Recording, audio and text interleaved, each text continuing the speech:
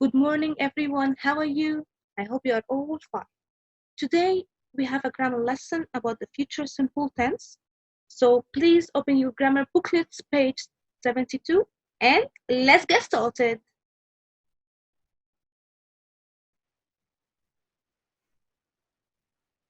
Well, we use the future simple tense to describe or express an action that will happen in the future, whether it's a near or far future. And by near future, I mean very soon. So again, why do I use the future simple tense? To express or describe an action that will happen in the future. The simple future tense has two different forms in English. They are will plus the base form of the verb and be going to plus the base form of the verb. This term, we will tackle only one form, which is will plus the base form of the verb. So do you understand? Shall I repeat anything? Okay, let's continue. First, we need to know how to form the future simple tense with will. First, we will start with the subject, followed by will, plus a verb in the infinitive form or in the base form. But what do I mean by a verb in the infinitive form or in the base form? I mean that we will write the verb without adding anything to it. Don't add s or es or ies or ed or ing. So again, to put the verb in the infinitive form or in the base form, just keep it as it is. Don't add anything to it. Don't add s or es or ies or ing or ed. For instance, Sam will help you. Here, Sam is the subject. It's followed by will, plus a verb in the infinitive form, which is help here. To make this sentence negative, the only thing that I will change is will. Instead, I will write will not or won't, so it's really easy.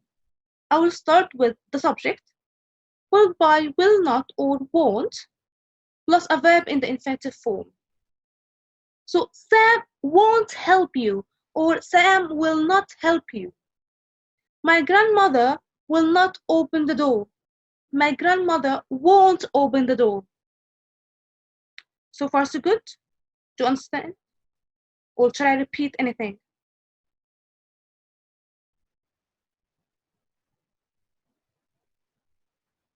Okay, let's continue. To ask a question with will, we make inversion. What do I mean by this? I mean that I will start with will, followed by the subject, plus a verb in the infinitive form, and of course we are going to put the question mark at the end. So again, to ask a question, we make inversion. We will start with will, followed by the subject, plus a verb in the infinitive form, and we are going to put the question mark at the end.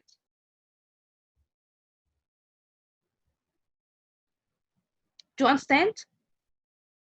It's really easy, right? Or shall I repeat anything? Now I want you to pay attention to the following note. It's really important. Will doesn't change in the third person like he, she, it. So this means that you can't add s or es or ies or ed or ing to will. So whatever the subject that you have, you are going to write will as it is without adding anything to it. So he will eat, she will eat, I will eat, it will eat, they will eat, you will eat. Don't change or add anything to will.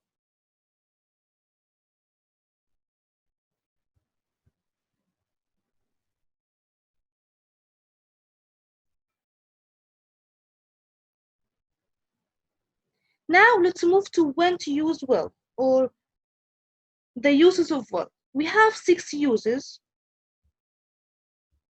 The first use is for predictions about the future. Prediction means when we say what we think or what we believe will happen in the future. But please pay attention. We don't have any evidence or proof for this. We are not completely certain or sure. It's just our opinion. For instance, It will rain tomorrow. My team won't win the league this season. Do I have an evidence for this? No, I don't. Just my opinion. So the first use is for predictions about the future.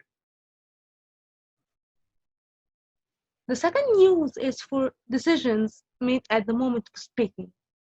This is when you decide to do something while you are talking, while you are speaking. We call this a quick decision or a spontaneous decision. Let's look at the examples. It's a bit cold in this room. I will turn the heating on. Oh no, it's really late. I will call a taxi. I like that dress. I will buy it. So these decisions are spontaneous and quick. I haven't planned for any of them before. Okay, let's continue. The third use is for making promises.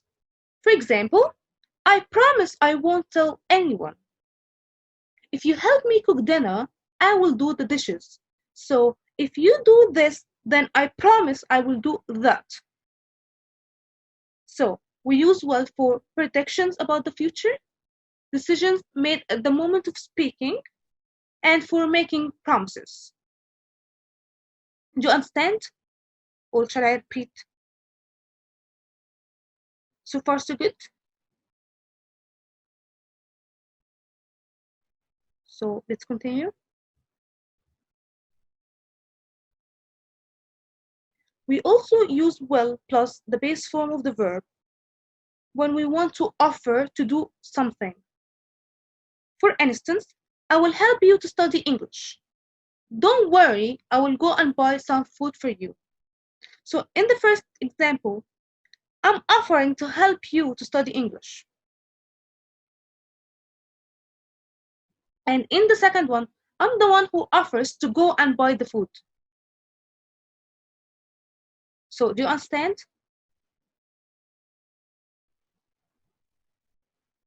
Okay, let's continue. Also, we use will plus the base form of the verb for making requests. Do you know what a request is?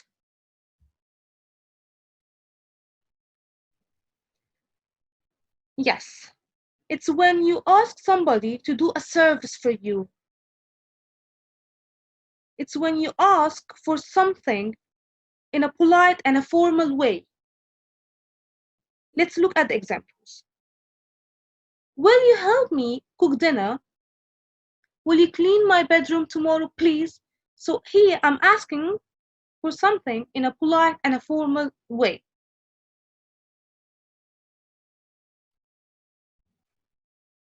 Finally, we use will plus the infinitive form of the verb or the base form of the verb for threats and warning. This is when you threaten somebody or warn him or her. For instance, behave or I'll punish you. This is a threat. If you don't do this, then I will do that. Put on your jacket or you will get cold. It's a warning. So these are the 6 uses for will plus the base form or the infinitive form. I'm going to repeat them again to make sure that you understand them well.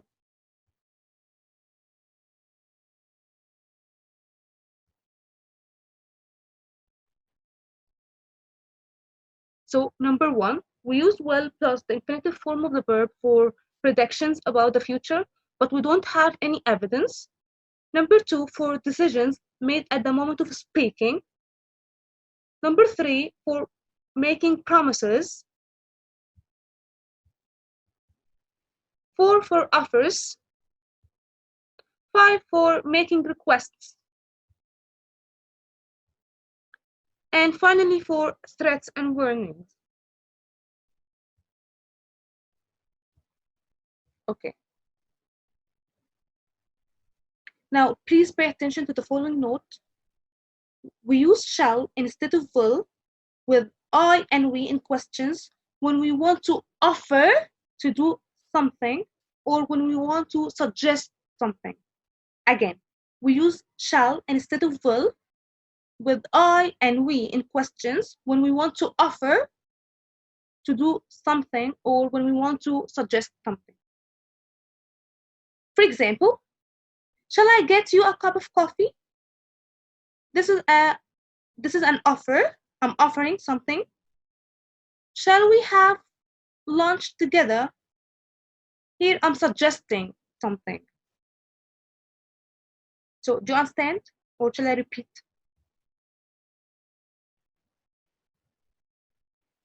Okay, let's continue. Now let's move to the time expressions that are related to the future simple tense.